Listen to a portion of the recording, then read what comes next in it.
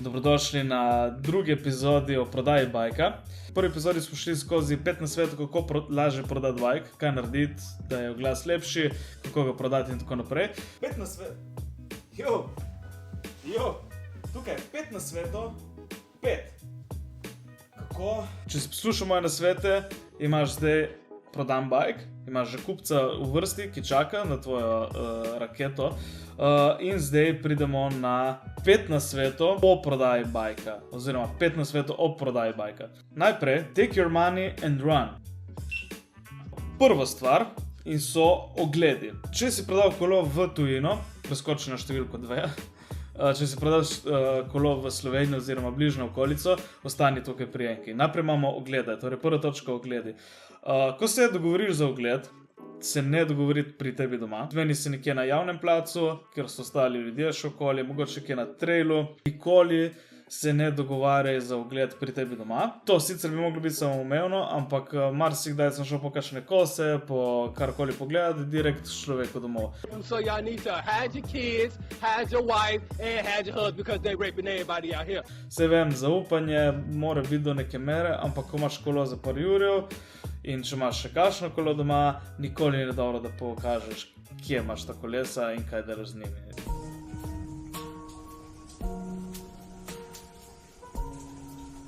Mislim, in kje shranjuješ. Tako da prva stvar pri ogledih moraš biti pazljiv, potem tudi testne vožnje. Zdaj, razen če poznaš, če ti da arov naprej ali pa če ti da kupnino naprej in gre probat kolo in pol ti ga pripelje nazaj, ne daje koles na testne vožnje, zato ker se lahko zgodi, poleg tega, da ti ga spizdijo, se ti lahko zgodi, da ti kij zlomi in v tistem času bo rekel, ne, to je že bilo. Tako da pač testno vožnjo po parkirišču in tako naprej pač se da. Jaz ne bi dajal testnih voženj razen nekje po parkingu, da si blizu, zato ker sem slišal preveč nekih zgodbic, kako folk pač gre na testno vožnjo in se ne vrne nikoli več. Gotcha, bitch! Če prodaš v tujino, predlagam, da sam poveš kupcu, priporočaš kupcu, da lahko narediš več slik, kakšen posnetek, vseh detajlov, narediš 40 slik, če to zahteva. Zato, ker po netu kupovati malo drugače, si v bistvu odvisen samo od slik, tako da ne moreš pogledati v živo, če je skrito. Najboljše je, če ti pošlje čim več slike, ko sem kupoval frame iz Nemčije, mi je poslikal še dodatno vseh strani, od blizu, par takih zadev, ker sem mislil, da bi lahko kaj bilo, da pokažeš kupcu, da je v bistvu bajk tak, kot je, da nimaš pol problemov z kakšnimi vračili, s kakšnimi nategi, tako kot sem imel jaz. Druga točka je pa plačilo. Zdaj, če prodaš v Slovenijo, je kar samoumevno, oziroma pri nas je tako, da se plačuje ponovadi v gotovini ali pa z nakazilom na bančni račun. Zdaj, nakazilo na bančni račun je lažje, če imaš kakšen klik ali pa Revolut, ki je to v bistvu takoj. Ne sprejemaj plačil preko kakšnih Western Unionov ali kaj so oni, MoneyGrab, MoneyGram ali ne vem kaj. Preko tistih stvari nikoli. Lahko tudi pri nas sprejmeš plačilo preko PayPala, če boš pošiljal kolo pri nas, ampak zavedaj se, da je 40, 50, 60 evrov, odvisno od zneska, nek fee, ki ti ga PayPal vzame. In se ponovadi splača za ta denar raje zapeljati nekam pri nas, ker je Slovenija tako majhna, pa da plačuješ tak fee. Pri plačilih iz tujine priporočam PayPal ali pa bančno nakazilo.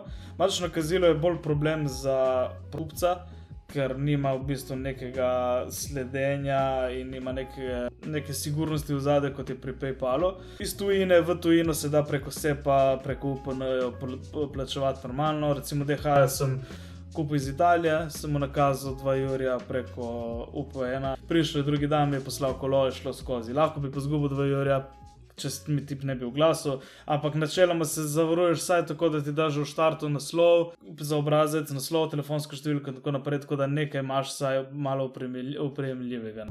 I will find you and I will kill you.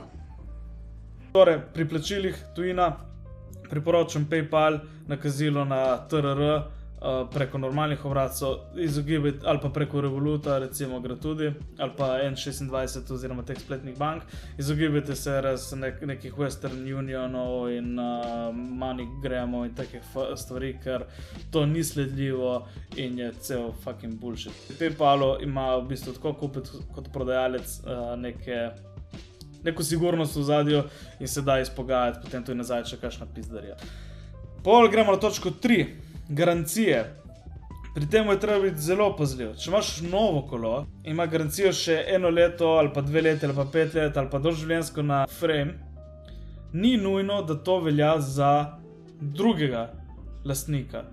Ponavadi so vse te garancije vezane na prvega lastnika, na tistega, torej če si ti kupil novo kolo, garancija velja zate. Tako da se moraš zavedati, da če že prodajaš kolo z garancijo in to napišeš v oglas in s tem pridobiš kupca, se moraš zavedati, da obstaja možnost, da boš ti še naslednje leto imel v bistvu stik s tem kolesom, če se karkoli zgodi. Zato ker ta kupec ne bo mogel samo uveljavljati garancije in bo mogel iti preko tebe. V glavnem, je treba biti pazljiv pri teh garancijah, je treba preveriti za vsakega proizvajalca, kako ima garancijo. Sploh pa ne daje garancij na pač rabljena kolesa, ki so starejša. Tudi če misliš, da je tvoje kolo najboljše na svetu in rečeš človeku, sem zato, ker bi rad prodal, ti dan garancijo 1 leto, ne delaj tega. Zato, ker potem kupec se bo vedno obesil na to in boš imel ti probleme, če bo on zlomil frame, če bo zlomil wheelse, če bo trgal karkoli ali pa če se bo pojavila neka napaka, ki se pač tebi ni, imaš pol probleme. Naredi tako, ko prodaš kolo, ga prodaš videno, kupljeno, testirano, imaš tisto 1 uro časa, lahko se vzame kupec 2 ure časa, da pogleda vse v nulo, ko ga da v avto ali pa na avto ali karkoli, ko imaš ti cash v rokah, je to zaključena zgodba in se pač probaj držati tega, ker velikokrat se všteješ lih na ta način, ko hočeš biti nekako prijazen in tako naprej in reč, se bomo nekaj naredili.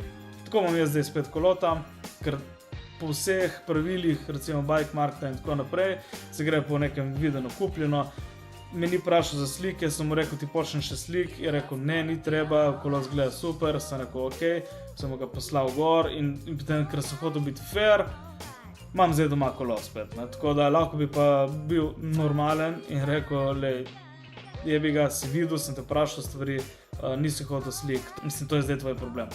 Torej, garancij ne daje na rabljena kolesa, če imaš pa novo kolo oziroma manj kot 1 leto staro, pa treba pri proizvajalcu preveriti, kako se ta garancija prenaša oziroma moraš biti pripravljen prevzeti odgovornost za garancijo še dodatno leto ali karkoli. Ali pa celo življenje, če imajo doživljenjsko. Zdaj smo dobili denar, smo se zmenili, da ni garancije, kupec je ogledal kolo. Tako, 4 pakiranje. Najprej moraš dobiti škatlo. Bodi pripravljen na 2 škatli. Če prodajaš frame, bo 1 škatla seveda dovolj. Če prodajaš celotno kolo, zna biti, da boš rabo 2 škatle. Da daš wheelsete in vilco in karkoli v eno škatlo, frame pa v drugo škatlo, zato ker imajo razne dostavljalne službe, neke omejitve. Mislim, da je skupni seštevek obeh stranic, pa dolge, pa višine, mora biti manj kot 300 cm, pa manj kot 25 kg, nekaj takega. Zdaj to varira od dostavne službe do dostavne službe, ampak to moraš biti pripravljen pri prodaji celotnega kolesa, da dobiš pravo škatlo. Kje dobiš škatlo? Najlažje v lokalni bike trgovini, ki prodajajo nova kolesa. Škatle za e-bike so največje, tako da tam v bistvu spraviš celotno kolo notri z lahkoto, ampak ponavadi presegajo te mere, tako da jih je treba malo modificirati. Škatle za mountain bike so pa pač standardnih mer, tako da je treba malo razstaviti in to dati notri. Kaj moraš narediti? Torej, ko prideš v bike shop, najboljše da pokličeš, vprašaš, po koliko jih prodajajo, ne ker pridi tam in rabim eno škatlo in iti stran. Marsikdo pač misli, da je to samoumevno, ker imajo to za smeti, ampak pač ni. Je tu i fair, da če ti oni nekaj dajo ali pa prodajo, mislim, da vsaj vprašaš, koliko stane škatla, po vsej verjetnosti bojo rekli, da ne stane nič, ampak je lepo, da preneseš vsaj kakšen six-pack ali nekaj za kompenzacijo te škatle. Tako da najprej pridobiš škatlo, ko pridobiš škatlo, moraš bike razstaviti. In sicer wheelsete dol, balanco dol, sedež dol, in v nekaterih primerih tudi vilco dol, zato ker gre vila pod kotom in pol imaš tukaj frame in ne bo šlo notri v škatlo, tako da jaz je lepo dan dol. Probam pustiti vedno čim več stvari nekako demontiranih, da je manj za za sestavljati, ko folk dobi bike. Pedale dol, če jih daš zraven, sprazniti gume, nujno, zato ker potem se ti jih lahko malo bolj stisneš, wheelsete dol, tako da se ti poravnajo s frameom, in zaščiti z vsem živim. Jaz recimo ponavadi celo leto, ko kaj kupim, spravljam v eno škatlo si te penice, pa one balončke kurčeve, ki dobiš zraven, pa kartone, tako da če kaj prodam, da zmečem notri. In imaš pa drugo opcijo, lahko kupiš v Bauhausu ali pa Merkurju, je en tak stiropor za laminat polagati. In so take plošče in so ful poceni in recimo to sem jaz zavil cel frame in dal od spodaj po škatli, od zadaj po škatli, tako da sem jaz zaščitil čim bolj. Kartone, daš okoli diskov, da se kaj nikoli ne podrsa. Lepo zaščitiš slajderje, to je zelo pomembno, slajderje zaščitiš, lahko tudi kakšno krpo, če imaš notri. Ne uporabljaj duct tape ali pa unega rjavega lepilnega traka, ker ti bo puščal sledi, lahko boš čupal barvo dol, lahko bo ostal gor. Uporabljaj uni papirnat trak za belit, ki ga imaš. To uporabljaj za zalepiti vse te stvari notri. Če so kakšne stvari, ki bojo loose notri, ne vem, sedežna opora, če nimaš droperja, da ga pustiš gor, ali pa sedež, ali pa pedale, ali kaj tašnega. Zavij čim bolj v nek papir, v karton, zalepi in zalepi na stranice škatle. Zato, da ne bo razmetavalo tega notri, ker potem te kosne službe razmetavajo s temi stvarmi, ne? In lahko ti vse podrsajo.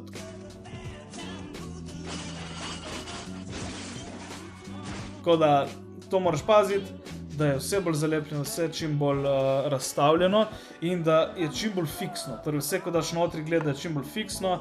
Menjalnik, najboljše, če ga odšraufaš dol in ga zaviješ v nek karton ali pa v nek papir, da ga ne nasloniš frame direkt na menjalnik. Vilco sem jaz ponovadi položim ob bike notri, na drugo stran dam wheelsete, vmes dam vse kartone, tako da ga pač stisne.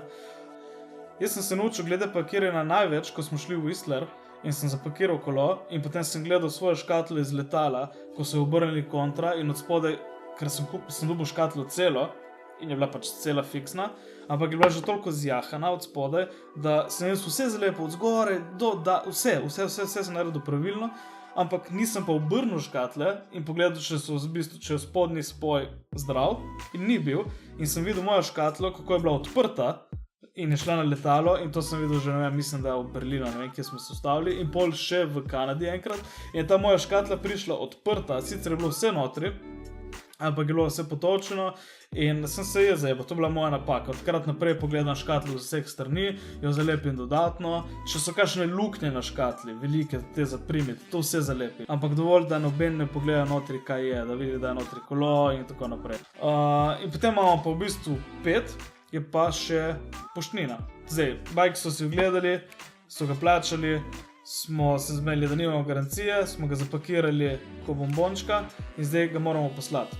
Če ga pošiljaš po Sloveniji, ponovadi se uporablja Pošta Slovenije, ki je najcenejša za neke take večje oversize pakete.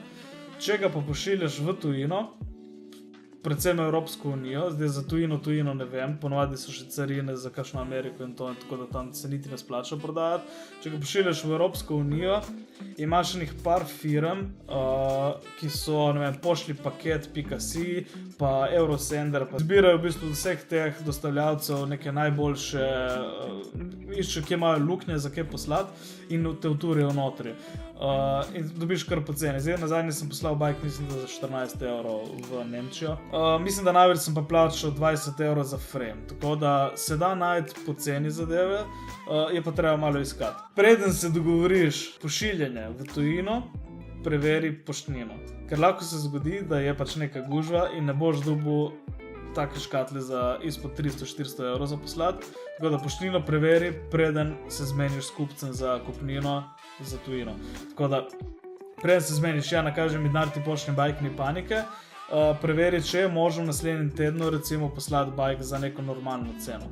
Tako da, ja, najprej preveri, predvsem tem, kar smo že šli skozi, preveri, če lahko sploh pošiljaš za neko normalno ceno. Moraš vedeti, da ne moreš, če nimaš printerja doma za take zadeve, je najboljše, da si naštimaš pošiljene za naslednji dan, zato da ne boš v bistvu isti dan tekel okoli in iskal printer kot kakšna mona In bil ves živčen, zato ker je tip v bistvu že na poti do tebe in čez 10 minut je pri tebi doma.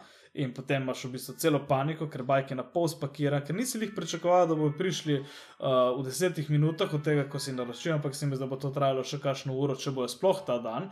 Tako da si vedno naštime za naslednji dan, da imaš čas si sprintati label, lepo zalepiti, preveriti vse, če štima. In potem načeloma imaš dve opcije. Ali pelješ ti v ta distribucijski center škatlo, ali pa ti pridejo domov in ti pobere dostavljalec, ti poskenira, ti da tracking number in ti pičiš naprej. Tako da to vedno preveri, predno začneš pakirati in vse. Imaš pa res enih par opcij, bodi pa pripravljen, kot sem rekel, že preden pakiraš, preveri te cene, ker zna biti, da bo ceneje, če imaš dve škatle. Torej, če imaš dve škatle po 14 €, bo še 30 € poštnina, boljše kot 300 za eno škatlo. Tako da preden greš po škatle in vse to, preveri, kakšen način pošiljanja boš imel, da veš, ali dobiti dve škatle ali eno, ali kako. Pa ne delati tega zadnji moment, kot kakšen idiot. No, potem damo še eno bonus točko, 6 vračila. Ne delaj tega. Tako da ja, bajk je zdaj spakiran, je že DHL oziroma DPD ga pobral, je na poti do novega lastnika in ti imaš zdaj cash v roki in hočeš kupiti nov bajk. In tukaj je napovednik, že za naslednjo epizodo naredili 5 nasvetov pri nakupu rabljenega bajka. Tako da stay tuned, najlepša hvala, v bistvu odziv je bil ful dober zadnjič na tistih prvih 5 nasvetov, me veseli, da vam lahko pomagam svojih izkušenj in da se učite iz mojih napak. Spusti kakšen like dol, če ti je to všeč, če hočeš še takega contenta. In to je to. Najlepša hvala, lepo se imejte, pejte furat, ker je sonce. Yeah boy!